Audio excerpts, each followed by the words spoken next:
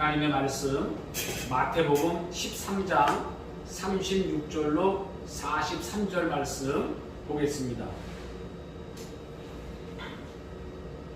이에 예수께서 무리를 떠나사 집에 들어가시니 제자들이 나와 이르되 밭의 가라지의 비유를 우리에게 설명하여 주소서. 대답하여 이르시되 좋은 씨를 뿌리는 이는 인자요 밭은 세상이요 좋은 씨는 천국의 아들들이요 가라지는 악한 자의 아들들이요 가라지를 뿌린 원수는 마귀요 추수 때는 세상 끝이요 추수꾼은 천사들이니 그런즉 가라지를 거두어 불에 사르는 것 같이 세상 끝에도 그러하리라. 인자가 그 천사들을 보내리니 그들이 그 나라에서 모든 넘어지게 하는 것과 또 불법을 행하는 자들을 거두어내어 풀무불에 던져 넣으리니 거기서 울며 이를 갈게 되리라. 그때의 의인들은 자기 아버지 나라에서 해와 같이 빛나리라. 귀 있는 자는 들으라. 아멘. 우리가 오늘 본문 말씀을 통해서 알곡과 가라지 이런 제목을 가지고 함께 은혜를 나누겠습니다. 우리가 읽은 오늘 마태복음 13장에는요 예수님이 많은 비유를 했어요.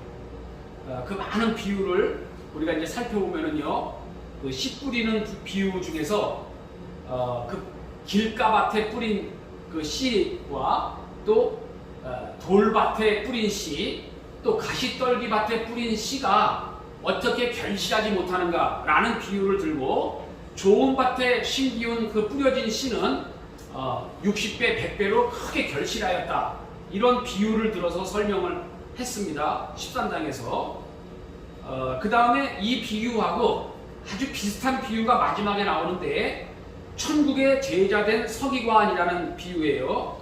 제가 여기 이제 앞에 화면에 제가 이걸 갈무리해서 나왔는데 이 비유가 서로 이렇게 연결되어 있는데 뭐로 연결되어 있느냐? 깨닫는 것으로 연결되어 있어요. 예. 그러니까 좋은 밭에 뿌렸다라는 얘기는 그 사람이 하나님의 말씀을 듣고 보고 깨달은 사람들 이렇게 얘기해요. 그런데 이 길가나 돌짝밭이나 또는 가시덤불밭에 뿌려졌다는 얘기는 그 사람들이 말씀을 듣기는 들었는데 깨닫지 못했다라는 거예요. 그래서 아무 유익이 없었다. 그런 비유를 들었어요. 근데 그 마지막에 나오는 천국의 제자된 서기관이라고 하는 이 비유에 오면 그 서기관은 깨달은 사람이에요. 그 사람이 깨달아서 하나님의 그 깨달은 말씀을 때를 따라서 이 새 것과 옛 것을 그 곳간에서 내오는 집주인과 같다. 이렇게 비유를 하셨는데 이 두 비유는 깨달았다라는 측면에서는 같은 비유예요. 자, 여기 그 다음 비유는 마태복음 10장에 겨자씨에 대한 비유, 누룩에 대한 비유가 나와요. 예수님이 비유를 들어 이르시되 천국은 마치 사람이 자기 밭에 가져다가 심은 겨자씨 하나를 같으니. 그러니까 이게 무슨 얘기냐면 겨자씨는 작아요. 근데 그 작은 겨자씨가 땅에 심겨졌더니 거기서 싹이 나고 막 자라는데 큰 나무가 됐어요. 그러니까 이 비유에서 이야기하는 의미는 뭐냐면 지금 보기에는 지극히 작은 씨앗인데 나중에는 그게 큰 나무가 된다는 거예요. 누룩도 마찬가지예요. 누룩이 보기에는 별거 아닌데 그 누룩을 넣으니까는 막 밀가루가 이렇게 부풀어 올라요. 그래서 천국은 이와 같다라고 얘기했는데 이거는 무슨 얘기냐면은 천국이라는 거는 우리 눈에 안 보이잖아요. 지금 우리가 살고 있는 이 세상에서는 천국이 겨자씨처럼 작아서 잘 안 보일 것 같고 누룩처럼 그냥 별거 아닌 것처럼 보일 수 있어요. 그런데 그 겨자씨가 큰 나무가 되는 것처럼 누룩이 크게 부풀어 오르는 것처럼 천국도 그와 같다. 즉 지금 볼 때는 별 볼 일 없는데 나중에는 그것이 크고 놀라운 것이 된다는 거예요. 이 비유의 의미는 그게 이제 그 다음 나오는 이 비유랑 연결이 돼요. 어떤 사람이 이 44절에 보면 천국은 마치 밭에 감추인 보화 같으니 사람이 이를 발견한 후 숨겨두고 기뻐하여 돌아가서 자기의 소유를 다 팔아 그 밭을 샀다. 이게 무슨 얘기냐면 어떤 사람이 우연히 땅 밭에 보니까 큰 보물 단지가 숨겨져 있는 거예요. 그러니까 그 보물의 주인은 누구냐? 그 밭의 주인이 그 보물, 자기 밭에서 난 거니까 그 소유가 되죠. 그러니까 이 사람이 다시 흙을 덮어갖고 보물을 감춰두고서는 자기의 소유를 다 팔아서 그 밭을 샀다는 거예요. 그러니까 밭을 산 이유는 밭 때문에 산 게 아니라 그 밭에 감추인 보물 때문에 샀다는 거예요. 그 다음에 진주 비유가 나와요. 어떤 사람이 진주를 봤는데 너무 귀한 거예요. 사람들이 그걸 못 알아봐요. 그래서 이 사람이 빨리 가서 자기의 소유를 다 팔아서 그 값진 진주를 샀다는 거예요. 자, 천국은 뭐와 같으냐 하면은 지금 보기에는 안 보여서요. 땅속에 묻혀진 보물 같다는 거예요. 또는 사람들이 알아보지 못하는 진주 같다는 거예요. 근데 그것을 아는 사람, 그 가치를 아는 사람은 자기의 소유를 다 팔아서 그 보물이 있는 밭을 사게 되고 그 별 볼 일 없는 것 같은 진주를 사게 된다는 거예요. 즉 이 비유에서 설명하는 건 뭐냐면 천국은 지금 현재 보는 가치로 보자면 별 볼 일 없는 거라는 거예요. 사람들이 그 가치를 깨달은 사람, 그 천국을 믿는 사람에게만이 그 천국은 가치 있게 우리에게 다가오는 거예요. 천국이 어딨냐라고 비아냥거리고 비웃는 사람이 세상에는 천지로 많죠. 그 사람들은 그걸 발견하지 못했으니까, 깨닫지 못했으니까 천국을 가치 있게 여기지 않는 거죠. 그래서 겨자씨 비유나 누룩 비유나 밭에 감추인 보물이나 진주 비유는 이 짝이에요. 같은 얘기를 하고 있는 거예요. 지금 보기에는 별 볼 일 없지만 그러나 이것은 대단한 가치가 있는 거다. 천국이 그와 같다. 그렇게 설명한 거예요, 예수님이요. 그 다음에 이제 우리가 읽은 오늘 본문 말씀이에요. 알곡과 가라지가 있다는 거예요. 뿌려질 때는 잘 모르는데 거기서 싹이 나고 열매를 맺어보니까 알곡은 유익한 열매를 맺고 가라지는 영양분만 다 빨아서 이렇게 그냥 키만 컸을 뿐이지 아무 열매도 맺지 못하는 거예요, 가라지는요. 이거는 그 다음에 나오는 좋은 고기, 나쁜 고기, 이거랑 또 같은 비유예요. 바다에다가 그물을 던져서 고기를 낚아 올렸는데 그 올라온 고기는 이것저것 그냥 막 다 섞여서 올라온 거예요. 그러니까 그 고기를 잡은 사람이 좋은 고기는 그릇에 담고 여기 못된 고기, 이게 못된 것이라고 표현되어 나오는데 먹지 못하는 거, 유익하지 못하는 고기는 그냥 갖다 버렸다. 그런 비유예요. 그러니까 알곡과 가라지 비유에서 알곡은 유익하고 좋은 건데 가라지는 무익하고 쓸데없는 거죠. 좋은 고기는 유익하고 쓸모 있는데 나쁜 고기는 쓸모없어서 갖다 버리는 거예요. 그게 같은 비유예요. 네. 자, 지금 이렇게 제가 마태복음 10장에 나와 있는 여러 가지 비유들, 예수님이 다 하신 거예요. 그 비유가. 그 모든 비유들은 이 모든 비유를 그냥 한 단어로 얘기해봐 그러면 알곡과 가라지예요. 이 모든 비유는 알곡과 가라지라고 하는 측면에서 이것을 다 통합할 수가 있어요. 이 비유를. 그래서 제가 이거를 설명을 드리겠습니다. 자, 우리가 신앙생활을 하는데 교회 안에도 알곡이 있고 가라지가 있다라고 얘기를 해요. 네. 그러니까 예수님 믿는다고 다 천국 가는 것도 아니고 아무튼 우리가 보기에는 저 사람은 믿음이 좋다, 신앙생활 잘하네, 그런데도 그 사람이 꼭 천국 가는 게 아니라는 거예요. 그런 얘기는 성경에 많이 나와요. 예수님이 그런 비유를 많이 하셨거든요. 심지어는 예수님을 믿음으로 해서 예수님의 이름으로 귀신을 내쫓고 권능과 능력을 행하고 뭐 굉장한 기적을 행하는 사람인데도 천국에 갔을 때 예수님이 난 너를 모른다. 그리고 그 사람을 지옥으로 보냈다는 얘기도 나온단 말이에요. 예, 우리 예수님의 가르친 여기 말씀 중에는. 그러니까 이게 예수님 믿는다고 다 알곡도 아니고 그 안에는 가라지도 섞여 있을 수 있다 라는 게 이제 오늘 본문에서 중요한 교훈이거든요. 자, 그러니까 알곡은 천국에 들어갈 수 있지만 가라지는 마지막 때에 불타는 풀무불에 들어간다는 거예요. 네, 오늘 예수님의 말씀은 그 얘기거든요. 그러면 이 알곡과 가라지는 어떻게 차이가 나는가? 그게 지금 예수님이 설명한 많은 비유를 이 알곡과 가라지라고 하는 측면에서 제가 이제 설명을 드리겠습니다. 자, 알곡이라고 하는 거는 열매가 있는 거죠. 열매가 있는 거예요. 가라지라는 것은 속이 텅텅 비었어요. 열매가 없는 거예요. 그러면 알곡과 가라지, 이거는 이제 근본적인 출발점이 달라요. 여기 예수님의 비유의 말씀에서 알곡은 누가 뿌렸냐? 예수님이 뿌렸어요. 그러면 가라지는 누가 뿌렸냐? 마귀가 뿌렸다는 거예요. 네. 그러니까 그 DNA가 예수님의 DNA를 가졌냐? 마귀의 DNA를 가졌냐?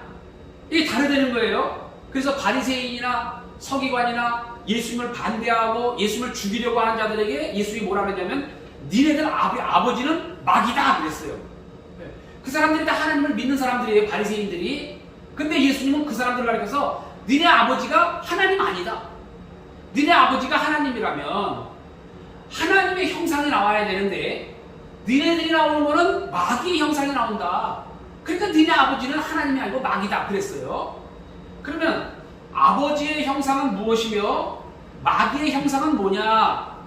자, 하나님 아버지의 형상은 사랑이에요. 사랑. 근데 마귀의 형상은 뭐냐? 이간질하는 자예요. 참소하는 자. 그러니까 남을 헐뜯고 남을 찢고 남을 해치고, 이게 어느 형상이냐? 마귀의 형상이에요. 마귀는 참소하는 자 그러세요. 이 사탄이 그 근본 그 속성이 자꾸만 고자질하고 자꾸만 남의 단점이나 허물을 들추어내서 그 사람을 망하게 하고 죽이는 거, 그게 마귀가 하는 짓이에요. 그러니까 바리새인들이 말로는 하나님을 잘 숨긴다 그러고 하나님을 찬양한다 그러는데 그들의 모습은 어떤 모습으로 나오느냐? 남을 헐뜯어요. 남의 부족한 것을 들춰내요. 그리고 잠깐 죽이려고 그래요. 사람을 죽이려고 그래요. 예를 들어 가늠하다 현장에서 붙잡힌 여자를 끌고 와갖고 그들은 어떻게 하느냐? 그 여자를 죽이려고 한단 말이에요. 돌에 쳐 죽이려고 그래요. 근데 예수님은 뭐라 그랬었어요? 죄 없는 자가 먼저 돌로 쳐라. 그래서 그 여자를 살리잖아요. 그러니까 그 여자가 분명 죽을 죄를 짓고 끌려온 거예요. 근데 그 죽을 죄를 지은 그 여자를 하나님의 형상, 예수님은 살리고 마귀는 죽인단 말이에요. 그러니까 자꾸만 누구를 헐뜯고 죽이려고 하면은 그 사람은 마귀의 형상을 갖고 있는 거죠. 그러니까 오늘날로 얘기하면 그게 DNA예요. 우리가 노래 부를 때 송아지 얼룩송아지, 엄마가 얼룩소니까 그 송아지도 얼룩송아지네. 그런 노래 있잖아요. 송아지 노래. 그게 DNA예요. 아무리 자기가 숨기려고 해도 숨길 수가 없어요. 자기가 타고난 DNA는. 그러니까 알곡은 예수님이 뿌렸다는 건 뭐냐면 예수님의 형상으로 뿌려졌다는 거예요. 가라지는 마귀가 뿌렸다는 얘기는 뭐냐면 그 형상이, 그 속성이 마귀 거라는 거예요. 그래서 그것이 처음에는 그게 그거 같은데 자라서 보니까 알곡은 열매를 맺고 가라지는 쭉쭉이까지 되는 거죠. 이제 그 비유를 말씀을 드렸어요. 그러니까 나는 그러면 알곡일까? 나는 가라지일까? 자, 이런 고민을 하는 건 좋은 거예요. 제가 볼 때는요. 오히려 가라지들, 가짜들이 그런 고민을 안 해요. 진짜가 그런 고민을 해요. 자, 그래서 우리가 나는 알곡일까? 나는 가라지일까? 그러면서 고민을 하고 갈등을 하는 것은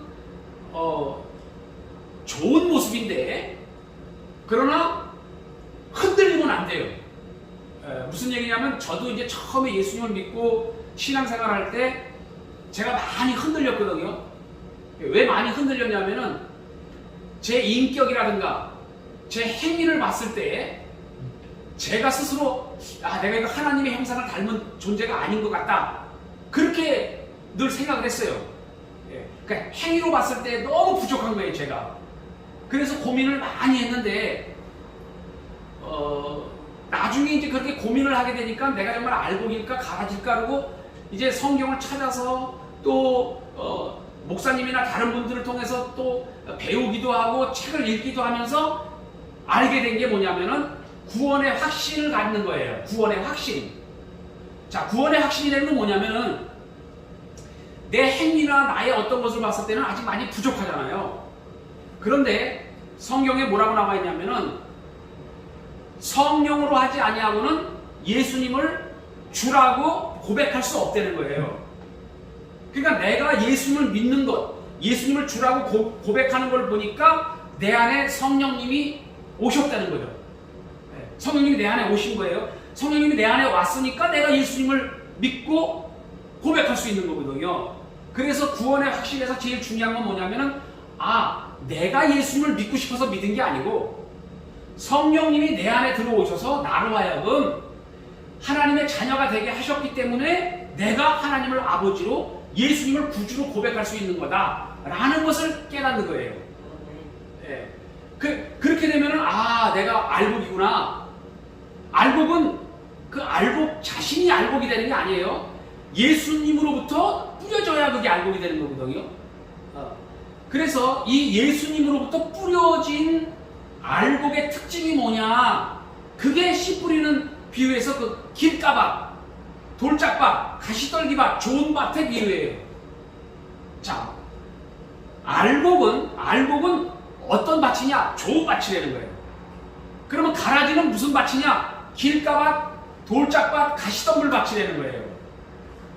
자, 길가밭이냐? 돌짝밭, 돌밭이냐? 가시떨기밭이냐라는 특징은 뭐냐면 듣기는 듣는데 보기는 보는데 깨닫지 못하는 것, 이렇게 나와요. 우리가 마태복음 13장에서 예수님이 그렇게 설명해요.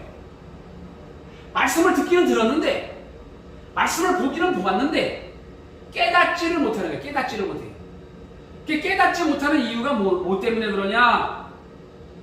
여기 예수님 비유에 얘기하면요, 그 환란이 왔을 때, 예를 들어 우리가 예수님을 믿다가 어려운 일을 당할 수 있잖아요.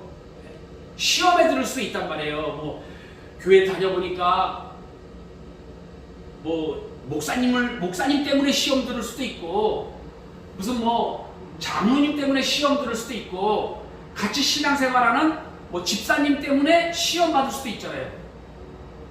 좀 더 예수님 설명으로 이야기하자면, 예수 믿는다고 예를 들어 일제시대 때라든가 또는 공산국가 같은 데서는 예수 믿는다고 가다가 감옥에 집어넣잖아요. 그럼 그게 환란이죠. 예수님 믿는 것 때문에 환란이 오는 거잖아요. 그렇게 될 경우에 알곡은 그것을 이겨내는데 가라지는 그걸 이겨 못 낸다는 거예요. 여러 가지 환란이 오거나 어려움이 왔을 때 자기 믿음이 없어져 버려요. 그러면 그게 가라지의 특징인 거예요. 근데 알곡은 아무리 시험을 당하고 아무리 어려운 일이 있어도 연약해서 자기가 그래서 넘어질 수도 있어요. 그러나 다시 회개하고 돌아오는 거예요. 이 알곡의 특징이. 그리고 여기 가시떨기밭 이렇게 얘기할 때 이걸 보면서 말씀드릴게요. 자, 특징이 뭐냐면은 이 가시떨기 같은 거는 뭐냐면은 염려라고 해요. 여기 예수님 비유에 염려라고 해요. 염려. 또는 자기의 욕심, 욕망, 이런 것들 때문에 믿음을 버리는 거예요. 그러니까 믿음 생활 잘 하다가 세상의 어떤 욕망과 욕심과 또는 뭐 이런 여러 가지가 오면은 그것 때문에 자기 믿음을 잃어버리는 거. 그게 가라지의 특징이 있는데, 알곡은 그것을 다 이겨내는 거예요. 그래서 이 알곡의 특징은 뭐냐면요, 이 깨닫는 거예요. 하나님 말씀을 들으면은 깨달아요. 깨달으면은 내가 욕심 때문에 내 믿음을 버릴 수도 없고, 또는 여러 가지 시험이나 환란이 왔다 해서 내 믿음을 버릴 수가 없어요. 저희도 이제 저는 중학교 때부터 이렇게 이제 믿음 생활을 했으니까 학생부 때 또 청년부 때 이렇게 활동을 하잖아요. 그러면 그때 열심히 신앙생활하던 친구들 중에서 믿음을 버리고 신앙생활 안 하는 사람들도 많거든요. 예. 그때는 학생회장도 했었고, 그때는 교회에서 막 봉사도 하고 열심히 헌신했던 친구들인데 20년, 30년이 지난 다음에는 전혀 믿음이 없어서 교회도 안 나가고 신앙생활 안 하는 사람들이 있단 말이에요. 자, 그거 왜 그렇게 되느냐? 깨닫지를 못했기 때문에 그러는 거예요. 깨닫지를 못해서. 하나님의 말씀을 알곡의 특징이 뭐냐면 깨닫는다는 거예요. 아, 이 말씀이 진리구나. 이 말씀이 생명이구나. 이걸 깨닫는 거예요. 이 깨달았다는 비유가 뭐냐면 보물을 발견한 거예요. 밭에 감추인 보물. 그러니까 그냥 일반 밭인데 보니까 그 속에 보물이 숨겨져 있는 거예요. 그러니까 그 사람은 어떻게 한다고요? 자기의 소유를 다 팔아 그 밭을 사는 거예요. 왜요? 밭의 값은 예를 들어서 1,000만 원인데 그 밭에 숨겨져 있는, 묻혀져 있는 그 보물은 1조 원이야, 1조 원. 예를 들면요. 그러면 내가 가지고 있는 거 다 팔아서 1,000만 원을 들여서 그 밭을 사죠. 왜냐면 그 밭에 감춰진 보물이 1조 원인데. 그러니까 깨달았다는 얘기는 뭐냐면은 그 1조 원짜리 보물이 숨겨져 있는 걸 발견한 거예요. 네. 그러니 어떻게 안 사겠어요, 그 밭을. 자, 천국이라고 하는 거는요, 우리가 하나님의 나라라고 하는 것은 100년 살다 많은 나라가 아니죠. 1000년 살다가 많은 나라가 아니잖아요. 하나님의 나라는 영원하단 말이에요. 그러니까 우리가 인생에서 천국이 안 보여요. 그걸 갖다 겨자씨, 누룩 이렇게 비유하는 거예요. 네? 감추인 보물 이렇게 비유하는 거예요. 근데 천국을 발견하면 우리가 믿음 안에서 하나님의 나라를 발견하고 깨달으면은 아니 그 천국을 내가 가야 되는데 그까짓 거 이 세상의 즐거움을 위해서 제가 거기에 빠져갖고서는 그 천국을 포기하겠냐고요. 내가 그까짓 거 교회 다니다가 좀 여러 가지 갈등이 있고 시험 빠졌다 그래서 그 천국을 내가 포기하겠냐고요. 내가 예수님 믿는 것 때문에 여러 가지 핍박이나 환난을 좀 당한다 해갖고 그 영원한 천국을 내가 포기하겠냔 말이에요. 그러니까 그 천국을 발견한 사람은, 그 천국을 깨달은 사람은 자기의 소유를 다 팔아 그 밭을 한다는 거예요. 절대 포기하지 않는다는 거예요. 그런 사람을 가리켜서 뭐라 그래요? 알곡이라는 거, 알곡. 근데 가라지는 아유 있는 줄 알았는데 그게 뭐 그냥 다 거짓말이네. 있긴 뭐가 있어, 죽으면 끝나는 거지. 이래 갖고서는 안 믿어지는 거. 그럼 그 사람은 가라진 거죠. 예. 근데 이게 자기 마음대로 되는 게 아니에요. 믿고 싶어서 믿고 안 믿고 싶어서 안 믿는 게 아니라고요. 믿음은 선물이에요. 누가 주는 거냐? 예수님이 주는 거예요. 성령님이 주는 거예요. 하나님이 주는 거거든요. 그래서 알곡은 좋은 씨앗을 좋은 밭에 뿌리는 분은 하나님이라는 거예요. 우리는 하나님으로부터 말미암았는 줄 믿습니다. 그래서 이게 알곡의 특징이 뭐냐면 깨닫는다는 거예요. 깨닫는다. 여기 본문에서 깨닫는다라고 표현되어 있는데 그 깨닫는다는 게 바로 그거예요. 아, 천국이 확실히 있구나. 내가 저 천국에서 영생을 받아 누려야지. 그러면 내가 저 천국에 들어가기 위해서 내가 열심히 최선을 다해서 준비하고 신랑 맞으러 가는 신부처럼 말이죠.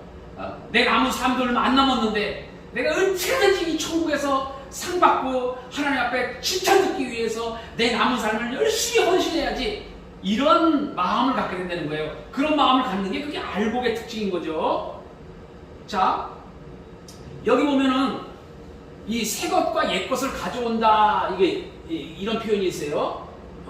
이 모든 것을, 예수님이 비유한 결론이에요. 이게 13장에 이 모든 것을 깨달았느냐 하시니 대답하되 그러하외다. 이게 이제 제자들에게 물어본 거예요. 마태복음 13장에 많은 비유들은 제자들에게 말씀하신 거거든요. 그러니까 이 많은 비유들, 씨 뿌리는 비유, 뭐 누룩의 비유, 밭의 비유, 알곡과 가라지 비유, 좋은 고기와 나쁜 고기 비유, 이런 모든 비유를 너희들이 깨달았느냐? 이 깨닫는 게 중요하다 그랬죠? 깨달았느냐? 제자들에게 물어봤어요. 그랬더니 제자들이 예, 주님 깨달았습니다. 그랬더니 52절에서 예수님이 뭐라 하냐면은 예수께서 이르시되 그러므로 천국의 제자된 서기관마다 마치 새 것과 옛 것을 그 곳간에서 내오는 집주인과 같으니라. 이게 모든 비유의 13장 비유의 결론이에요. 이게. 자, 이게 무슨 얘기냐면 깨달은 사람은, 즉 천국을 확실하게 본 사람, 밭에 감추인 보물을 본 것처럼, 값진 진주를 본 것처럼, 그래서 자기의 소유를 다 팔아 그 밭을 사고 진주를 사는 사람, 그렇게 정말 깨달은 사람은 마치 제자된 서기관마다 새 것과 옛 것을 그 곳간에서 내오는 집주인과 같다. 이 얘기는 뭐냐면은 새 것과 옛 것, 굳이 이걸 비유로 이렇게 적용해서 풀자면은 구약과 신약이라고 생각하면 돼요. 구약과 신약. 다시 말로 얘기하면은 성경. 새 것과 옛 것. 하나님의 말씀이에요. 이 하나님의 말씀을 어떻게 해요?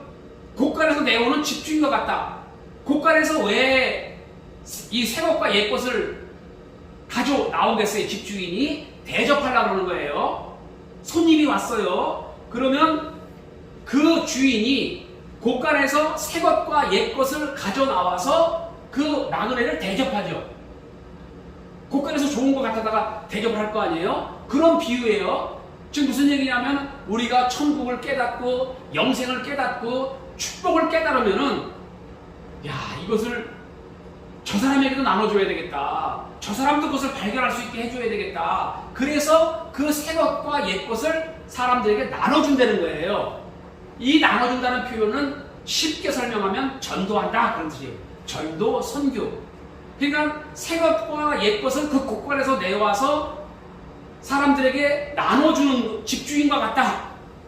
그러니까 이 예수님의 그 천국 비유를 온전히 깨달은 사람이라면, 온전히 믿는 사람이라면 땅끝까지 이르러서 내 주변에 있는 사람들에게 전도하고 선교할 수밖에 없다는 그 말씀이 이 말의 뜻이요.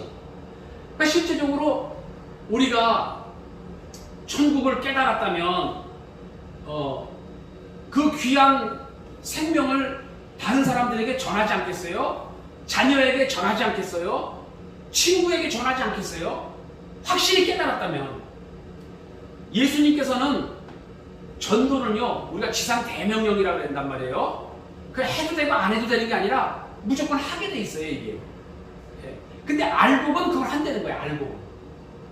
알곡은 이 귀한 이 생명을 나만 받아서 되겠느냐. 내가 저 사람에게도 나눠줘야지. 저 사람에게도 나눠줘야지. 내가 나눠준다고 그 사람이 예수 믿는 건 아니에요. 그 모든 세상 사람들은 이미 하나님께서 예정하시고 자기 자녀를 이미 다 이렇게 뭐랄까요, 하나님의 그 계획 속에 있는 거지. 우리가 막 그 사람을 가서 설득하고 막 억지로 막 교회 데리고 온다 해서 그 사람이 하나님 자녀가 되는 건 아니거든요. 알곡은 사람이 만들 수 있는 게 아니에요. 그러나 어떤 사람이 알곡인지 어떤 사람이 가라진지 우리 모르잖아요. 그러니까 예수님은 그랬어요. 전하라. 때를 얻든지 못 얻든지 땅끝까지 가서 이 복음을 전해라. 전하는 거는 우리 사명이고, 그 듣는 자가 예수를 믿느냐 안 믿느냐는 하나님의 작정 속에 있는 거예요. 그러니까 우리는 우리의 할 책임만 하면 되는 거예요. 그 나머지는 우리가 못해요. 하나님이 알아서 하시는 거죠. 그러니까 깨달은 사람의 특징이 뭐냐? 곳간에서 새 것과 옛 것을 때를 따라서 막 가져 나가고 막 대접을 하는 사람이 되는 거예요. 자, 그러니까는 우리는 정말 우리 안에 그렇게 귀한 영생의 천국의 그 은혜를 깨달았다면, 믿는다면 우리는 열심히 전도해야 될 줄 믿습니다. 네. 자, 그래서 이 알곡된 사람의 특징이 뭐냐면은 자기의 소유를 다 판다. 자기 것을 전부 다 팔아서 그 밭을 산다는 거예요. 그러니까 우리는 우리의 일생을 다 팔아서 천국을 사는 그런 마음가짐. 그걸 다른 말로 표현하면은 전심전력한다 그런 뜻이에요. 전심전력한다.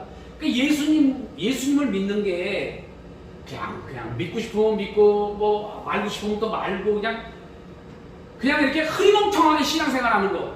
그거는 알곡의 모습이 아니라는 거예요. 진짜 알곡은 전심전력한다는 거예요. 이 신앙생활을 어영부영하지 않고 열심히 안 되는 거예요. 자기의 소유를 다 팔아 그 밭을 산다. 그러니까 자기의 것을 전부 다 들여서 신앙생활한다. 그런 뜻이에요, 이게. 그러니까는 우리가 알곡된 우리 안에는 우리로 하여금 최선을 다하도록 성령님께서 우리들에게 자꾸만 도전하신다는 거예요. 우리 마음속에 야, 내가 이렇게 살아서 되겠나, 내가 이렇게 신앙생활해서 되나, 더 열심히 해야지, 이런 마음을 갖게 된다는 거예요. 저절로. 알곡의 특징이. 그래서 예수님의 이 많은 비유 중에서 우리가 알곡된 성도의 특징이 뭐냐면은 자기의 소유를 다 팔아 그 밭을 사는 것처럼 전심전력하여 신앙생활을 한다는 거예요. 그 다음에 우리가 이제 그 알곡의 그 특징, 또 큰 특징 중에 하나가 뭐냐면요, 이 좋은 밭이라고 하는 거가요. 좋은 밭이어야지 우리가 30배, 60배, 100배로 하나님 앞에서 이렇게 알곡으로서 열매를 맺어가는데, 이 세상을 살면서 좋은 밭을 유지하기가 어려워요. 우리가 사람이잖아요. 우리가 육신을 입고 있잖아요. 그러면 염려가 없을 수가 있나요? 또는 재리의 유혹이 없을 수가 있나요? 또 여러 가지 어렵고 힘든 상황이 닥치면은 시험에 안 들 수가 있겠어요?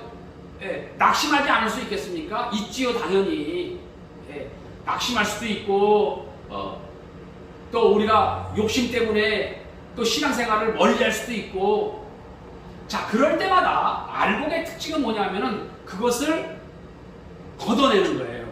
그 농부가 좋은 밭을 만들 때 이 밭이라는 게 처음부터 그렇게 아주 그냥 좋은 밭으로 이게 뭐랄까요, 만들어지는 경우 뭐 그런 것도 있긴 있겠지만 세월 속에서 이게 쉽지 않아요. 뭐 이렇게 돌들도 자꾸만 이렇게 이렇게 여기저기서 굴러 들어올 수도 있는 거고, 날아가다가 가시떨기 같은 씨앗이 떨어지면은 거기서 가시떨기가 올라오고 잡초가 올라오는 거잖아요. 땅이라는 거는. 그러니까 좋은 밭이라고 하는 것은 아주 그냥 그 좋은 밭으로 이렇게 주어졌다 할지라도 경작하지 않으면 이게 돌짝밭이 되고 이게 가시덤불밭이 된다는 거예요. 또 거기 또 사람들이 잠깐 왔다 갔다 하면요, 그 밭이 길가밭이 될 수도 있는 거예요. 그쵸? 그럴 때 좋은 농부는 어떻게 해요? 아유, 여기 돌멩이들 있구나. 돌멩이 다 걷어내잖아요. 소에다가 그거 밭 가는 거를 이렇게 해갖고서는 매년 봄 되면 갈아엎잖아요, 밭을. 그러니까 밭은 관리하게 돼 있단 말이에요.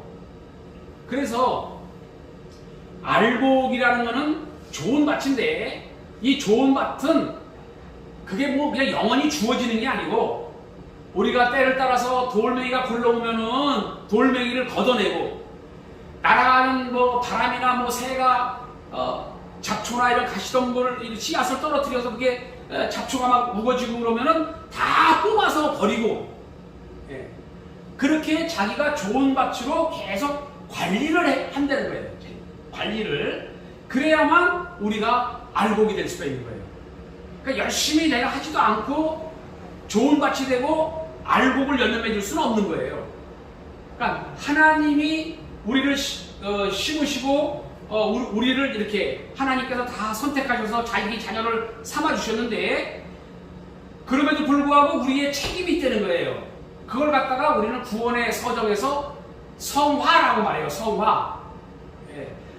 하나님이 나를 부르셔서 자기 자녀 삼아주시고 우리의 죄를 사해 주셔서 의롭다 하시고, 그래서 우리를 영화롭게 천국으로 우리를 데려가실 건데, 그 데려가시기 전까지 이 세상에서 살아갈 때 우리는 예수님을 닮아가는 성화의 구원을 두렵고 떨림으로 매일매일 이루어가야 되는 줄 믿습니다.